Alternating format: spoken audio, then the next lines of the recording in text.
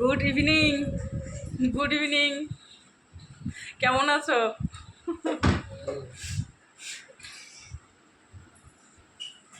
তুমি ভিডিও করো না কেন বলো তো? না একটুখানি ক্যামেরা ধরে দেয় আমার, না আর কিছু, না নিজে একটু ভিডিও করে, না ভিডিওতে আসে, মুখটা লুকায় রাখে। কেন মুখটা লুকায় রাখো? লজ্জা লাগে নাকি? হুম, কি গো, মুখটা কেন লুকায় রাখো? হুম,